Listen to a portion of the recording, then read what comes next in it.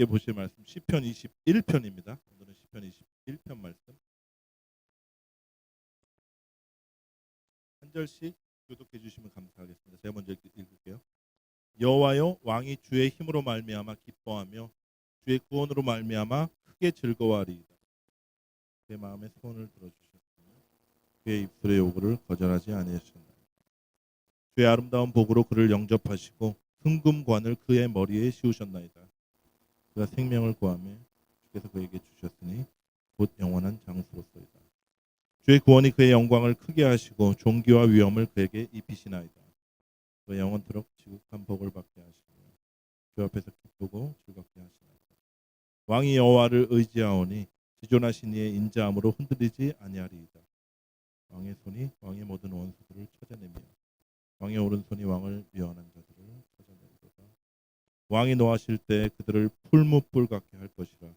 여호와께서 진노하사 그들을 삼키시리니 불이 그들을 소멸하리로다. 왕이 그들의 후손을 땅에서 멸하며 그들의 자손을 사람 중에서 끊으리로다. 비록 그들이 왕을 해하려 하여 음모를 꾸몄으나 이루지 못하도다. 왕이 그들로 돌아서게 하며 그의 얼굴을 향하여 활시를 당기로다. 다시 읽겠습니다. 여호와여, 주의 능력으로 높임을 받으소서. 우리가 주의 권능을 노래하고 찬송하게 하소서. 아멘. 오늘 같이 읽은 이 시편 21편은요. 시편 20편, 지난주에 나눴던 20편과 이어지는 그런 시편입니다. 여호와의 이름이 새겨진 깃발을 휘날리면서 전쟁에 나가는 왕을 위해서 여호와께 부르짖는 기도가 시편 20편이었습니다. 이런 말씀 기억나시죠? 사람들은 병거나 말을 의지하나 우리는 여호와 하나님의 이름을 자랑하리로다. 기억나시죠? 이렇게 선포하면서 아직 시작도 하지 않은 전쟁을 이미 승리했음을 믿으면서 개가를 불렀습니다. 우리 주 예수 그리스도가 대장 되셔서 앞서 싸우시니 승리는 당연히 따놓은 당상입니다. 오늘 읽은 시편 21편은요. 20편에서 믿음으로 바라보았던 그 승리가 이제 실현돼서 우리가 기뻐하면서 주님의 구원을 찬송하는 시간. 우리 오늘 찬양했죠. 승리하였네. 어린 양의 보혈로. 우리는 보혈의 능력으로 서리라. 사망 권세 이기시고 부활하셔서 사단의 머리를 밟으시고 박살내신 주님의 승리, 그 승리를 찬양할 때 주의 승리가 우리의 승리가 되는 것이고 또 기쁨이 되는 것입니다. 오늘 함께 살펴볼 시편 21편 두 부분으로 나눠져 있는데 첫 번째 부분이 1절에서 6절 하나님께서 친히 싸우심으로 우리에게 허락해 주신 그 승리를 감사하는 그런 내용이고요. 7절부터 마지막 13절은요. 앞으로 우리에게 주실 승리를 확신하는 내용입니다. 이해되셨죠? 그런 면에서 이제 오늘 시편의 키워드를 제 나름대로 뽑아보니까 1절에는 구원과 승리라는 단어가 나오고요. 그로 인한 기쁨과 즐거움이 나옵니다. 그리고 마지막 13절에는 찬송과 예배 이렇게 나와요. 스펄전이 이 시의 제목을 왕의 승리의 노래다 이렇게 지었거든요. 저는 이 키워드들을 다 넣어서 왕의 승리의 노래를 부르며 기뻐하라. 길어지기만 한 것 같은데 예, 이렇게 한번 붙여봤습니다. 예, 지난주 목요일에 시편 20편 제가 나눌 때 기억나시죠? 그리스도 중심적으로 제가 해석했습니다. 이 치열한 영적 전쟁터에서 우리를 위해서 싸우시는 주님을 위해 기도하자. 제가 강조했고요. 우리가 주님께 능력을 받아서 영적 전쟁을 하는 것이 아니라 우리는 주님의 뒤에 숨어서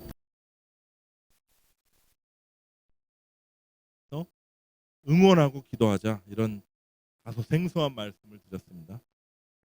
같은 맥락에서 오늘 본문도 보면요. 예수 그리스도의 부활과 승천 그리고 최후 승리를 예표하는 그런 시로 우리가 볼 수 있습니다.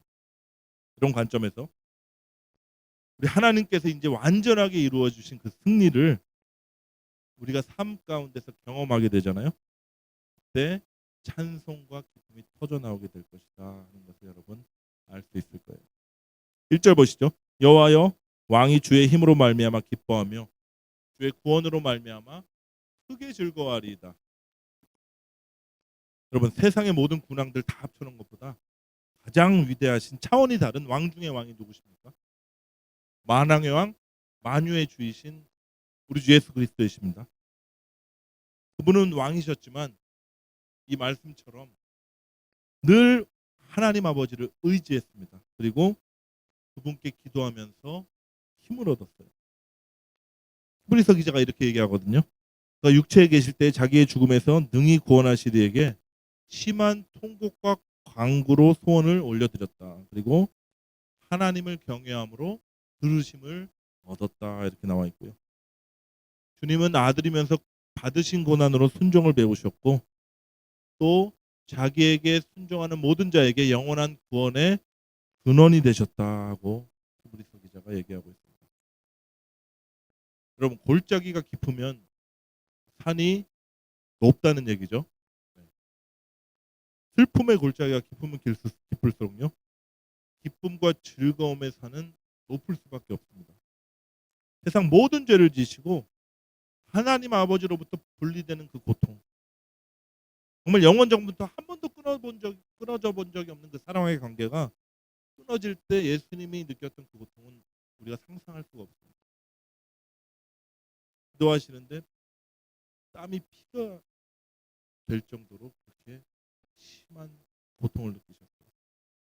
근데 그분의 그 슬픔의 깊이가 그렇게 크셨기 때문에 성령의 능력으로 부활하셔서 하나님과 다시 하나 되는 그 기쁨의 크기는 엄청났을 겁니다.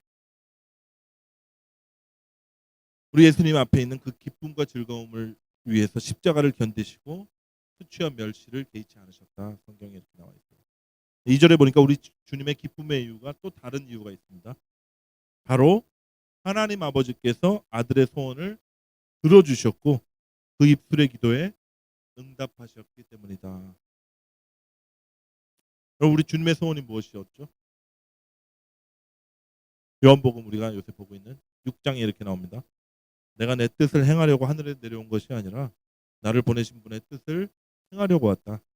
나를 보내신 분의 뜻은 뭐냐면 내게 주신 사람을 내가 한 사람도 잃어버리지 않고 마지막 날에 모두 살려내는 것. 세상 모든 사람들에게 구원의 길을 활짝 열어주셨고요. 또 구원받기로 작정된 자들을 하나도 잃어버리지 않고 구원하시는 것이 우리 주님의 소원이었습니다. 하나님께서 능하신 오른팔로 아들의 소원을 들어주셨고 그 간절한 기도에 응답해 주셨고요. 여러분 예수님의 마음의 소원의 그 열매가 누군지 아세요? 바로 저와 여러분이에요. 예수님의 피로 구속함 받은 저와 여러분이 우리 주님의 즐거움과 그 기쁨의 원천임을 여러분 믿으시기를 바랍니다. 3절 보실게요. 주의 아름다운 복으로 그를 영접하시고 순금관을 그의 머리에 씌우셨다. 성경에서 이제 순금관은 그분의 왕되심을 나타내죠. 잠시 동안 천사보다 못하게 하셔서 가시면류관을 쓰신 분인데 십자가에 달리신 그 예수 그리스도 죽음과 고난을 받으심으로 영광과 존귀의 관을 씌우셨다. 이렇게 성경이 말하고 있습니다. 4절 전반부에 이렇게 나와요. 그가 생명을 구하며 주께서 그에게 주셨으니 이 말씀만 보면 다윗 왕에게 적용될 만한 그런 구절인데 이어서 뭐라고 나오냐면 영원한 장수 이렇게 나왔습니다. 다시 말해서 영생. 오직 왕 대신 메시아에게만 적용되는 표현입니다. 우리 주님께서는 사망 권세 깨뜨리셨고 부활하셔서 영원한 생명의 근원이 되셨습니다. 5절 주의 구원이 그의 영광을 크게 하시고 존귀와 위엄을 그에게 입히시나이다. 우리를 위해서 겉옷과 속옷까지 다 내어주시고요. 나무에 달리셔서 발가벗겨지신 그 주님. 하나님께서는 이런 주님을 지극히 높이셔서 존귀와 위엄의 옷을 입혀주셨습니다. 6절 그가 영원토록 지극한 복을 받게 하시며 원어대로 하면 이래요. 저로 영원한 복이 되게 하셨다 정도로 번역될 수 있습니다. 예수님은 그를 믿는 모든 자에게 축복을 넘치게 부어주시는 복의 샘물이 되세요. 온 우주를 빛으로 채워주시는 그 빛의 근원이 되십니다. 6절 후반부에 주 앞에서 기쁘고 즐겁게 하시나이다. 이 말씀을 보면 우리 주님도 하나님 앞에서 늘 기뻐했음을 우리가 알 수 있어요. 우리 주님의 기쁨의 근원은 하나님 아버지였습니다. 그분이 아버지의 얼굴을 구하면서 아버지의 사랑에 잠겨 있는 그 기쁨을 누렸듯이 우리도 하나님의 얼굴을 구할 때 주님 한 분만을 우리의 기쁨으로 삼아야 한다는 것이죠. 이제 후반부로 넘어가서 짧게 볼게요. 7절부터 마지막 13절은 이미 말씀드렸죠. 앞으로 얻을 승리에 대한 확신이다. 그런 내용이에요. 7절 먼저 보시면 왕이 여호와를 의지하오니 지존하신 이의 인자함으로 흔들리지 아니하리이다. 사실 누가 왕이었어요? 우리 주님이 참된 왕이셨죠. 근데 그분은 흔들림 없이 하나님을 믿는 믿음의 본을 보여주셨어요. 그분의 삶이 그랬습니다. 모든 일에 하나님을 경외함으로 하나님만을 의지하는 삶을 사셨습니다. 이사야서 11장에 보면 아버지께서 아들을 여호와를 경외하는 영을 부어주시고 성령으로 충만케 하셔서 그가 여호와를 경외함을 즐거움으로 삼게 될 것이다. 이렇게 말씀하고 계십니다. 간신히 열심히 노력해서 경외하는 정도가 아니라 늘 주님을 경외함이 그분의 즐거움이셨다. 이렇게 얘기하고 있어요. 본문 8절부터 10절 보면 주님께서 당신의 능하신 손으로 원수들을 찾아내시고 그분의 진노로 대적들을 풀무불에 던져 넣으신다. 이렇게 얘기하시고요. 원수들뿐만 아니라 그들의 후손, 다시 말해 사단의 그 졸개들과 그 하수인들까지도 파멸을 당하게 될 것이다. 얘기하고 있어요. 여러분, 사단은요 어리석어서 예수님 하나만, 한 분만 죽이면 된다고 생각했어요. 그래서 온갖 음모와 술수를 다 동원해서 예수님을 십자가에 달아서 죽였습니다. 예수께서 죽으실 때 아마 사단은 승리를 장담하고 기뻐했을 거예요. 근데 어떻게 되었죠? 오히려 승리는커녕 사단의 머리가 박살나버렸습니다. 사망은 깨어졌습니다. 완전히 KO 당한 거예요. 시편 21편 11절 본문 11절에 보니까 비록 그들이 왕을 해하려 하여 음모를 꾸몄으나 이루지 이렇게 나와 있죠. 여러분, 이 마지막 때 잠시 동안 하나님의 원수들이 진군해 옵니다. 모든 것을 무너뜨릴 것처럼 위협을 하는데 잠시 잠깐 오면 모든 상황이 바뀌게 될 것이에요. 그들은 교만하게 나오는 듯하지만 우리 대장이신 주님께서 그들을 대적하시면 모든 악한 것들은 한 길로 왔다가 7길로 도망하게 될 것을 여러분 믿으십시오. 12절 왕이 그들로 돌아서게 하며 그들의 얼굴을 향하여 활시위를 당기리로다. 아멘. 여기까지 보고 여러분 어떠세요? 우리가 믿음의 방패를 들고 주님 뒤에 숨어서 주님께서 친히 싸워 이기시기를 기도할 때 주께서 이미 이루어 주신 그 승리가, 이미 완성하신 승리가 우리에게 경험되어지는 겁니다. 이미 패배한 사단이 아무리 활개를 쳐도 승리는 이미 우리 것이고 결론은 났어요. 주님을 따르는 저와 여러분의 것이 바로 승리입니다. 여러분 믿으십니까?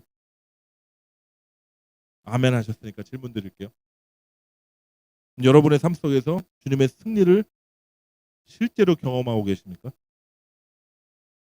주님의 승리가 지금 나의 승리가 되었고 또 그로 인해서 기쁨이 넘치시나요? 아니면 혹시 이러세요? 내가 세상을 이겼노라 주님의 말씀하셨는데 또 완전한 승리를 이미 성경에서 내가 보았는데 왜 나의 삶은 이렇게 실패자 같은가? 찬송보다는 탄식이 나올 때가 더 많고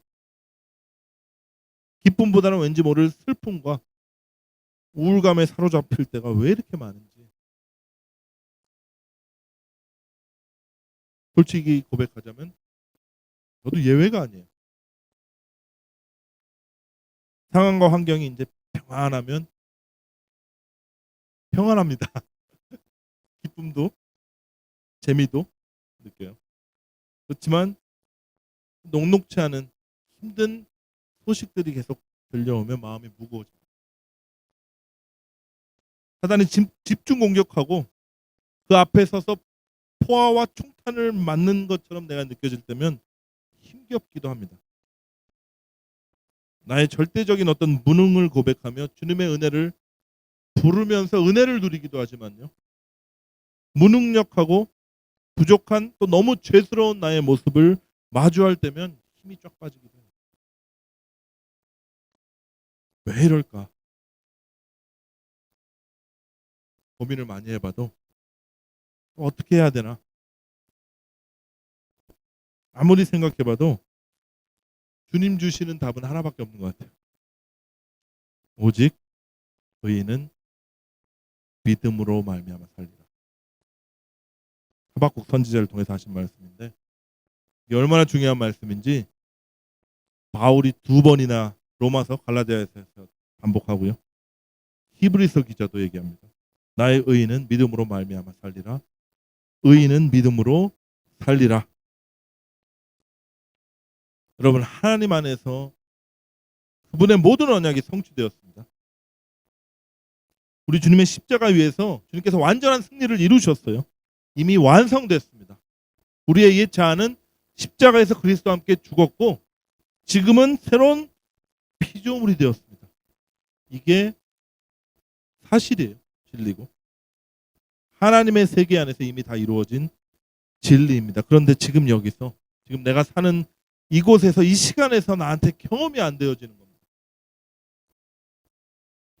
실패감과 좌절감은 잘 찾아들고요. 기쁨보다는 우울감에 사로잡힐 때가 더 많아요. 세상 사람들은 그냥 힘들다고 불평하겠죠. 아, 왜 모양인가? 원망하고 또 변명하고 할 겁니다. 근데 주님을 따르는 주님을 믿는 우리들은요. 이미 성취된 그 진리를 알아요. 아직 경험되지는 않지만 이미 성취된 진리와 경험되지 않는 그 삶 가운데 현실 가운데 그 갭을 뭘로 메꾸느냐면 믿음으로 메꾸는 겁니다. 이게 무슨 말이냐면 눈에 보이지 않는 진리가 이미 성취된 그 약속들을 우리가 믿음의 눈으로 바라보면서 사는 거예요. 여러분 믿음은 바라는 것들의 뭐요? 실상이고 보이지 않는 것들의 증거다 말씀하셨죠. 힘들고 지치는 현실 가운데 우리 때로 몸이 아파요. 몸이 아프고 경제적인 압박도 받을 때도 있습니다. 가장 가까운 사람들끼리 상처를 주고받으면서 관계의 어려움을 겪을 때도 있고요. 여러 어려움 가운데 힘들고 지치면 또 죄에 빠져가지고 자괴감에 들 때도 있습니다. 근데 이게 우리가 경험하고 있는 현실이에요. 근데 그 가운데 우리가 믿음의 눈으로 주님을 바라보는 겁니다. 그리고 주님이 주신 그 약속들을 우리가 계속 듣는 거예요. 이미 주님의 세계 안에서 성취된 그 언약들이 내 삶 속에서 경험되어질 수 있도록 우리가 계속 기도하는 겁니다. 다른 방법은 모르겠어요. 없는 거예요. 기도가 안 나올 때도 있겠죠. 그러면 그냥 주님의 이름을 부르십시오. 주님, 예수님 하고 부르세요. 그리고 그분의 긍휼하심을 우리가 구하는 거예요. 나를 좀 살려주십시오. 여러분 이런 모습으로 있는 모습 그대로 주님께 나오는 자들, 주의 말씀을 통해서 언약을 약속으로 받은 자들, 그리고 겸손히 주님의 이름을 부르면서 그분의 도우심을 구하는 자들을 우리 주님은 절대로 외면치 않으세요. 반드시 믿음을 부어주시고 넉넉히 이기게 하십니다. 그리고 모든 과정을 통해서 주님의 형상을 이루어 나가세요. 저는 믿어요. 주님의 때 하늘에서 이루어진 주님의 뜻이 우리 삶 속에서 경험되어질 때가 올 것입니다. 주님의 승리가 나의 승리로 체감되어서 이제 기쁨과 찬송이 터져나오게 하실 거예요. 전능하신 분이시거든요. 전능하신 하나님께서 그분의 능하신 오른손으로 우리를 붙잡아 주실 때 믿음으로 사는 자들은 그리함으로 언약을 성취하고 경험하는 자들로 변화되어 가는 거예요. 우리 기대하시면서 현실은 그렇지 않지만 뭘로 산다고요? 믿음으로 사는 거예요. 그래서 마지막 구절 함께 읽으면서 주님의 이름을 높이고 다시 찬양으로 기도로 나아가도록 하겠습니다. 시작.